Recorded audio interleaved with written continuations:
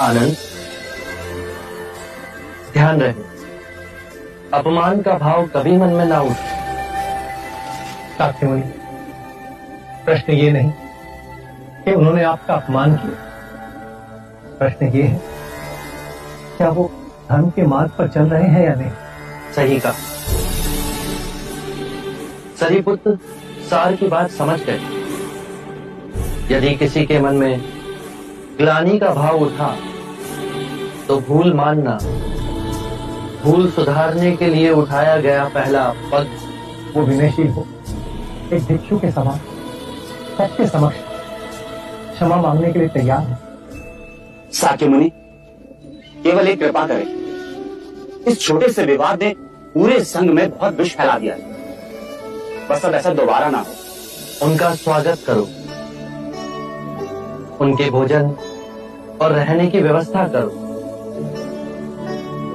एकांतवास में मैं अनिरुद्ध के साथ 1 माह तक रहा। वो और उसके साथी भिक्षु प्रेम और सद्भाव के उदाहरण हैं। समय और भी विकट होगा। मैं काल के बहुत आगे उस समय में देख रहा हूं जहां पिता पुत्र में विरोध होगा, भाई भाई का शत्रु होगा, पति और पत्नी के बीच संघर्ष होगा, घर घर में आग लगेगी और उसकी ज्वाला राज्य में फैलती जाएगी। मनुष्य और मनुष्य में जाति पाति धर्म भाषा को लेकर भीषण संग्राम होगा। मूल में विवाद तो यही होगा कि मनुष्य में इतनी जागरूकता है कि वो दूसरे मनुष्य के साथ रह सकता है।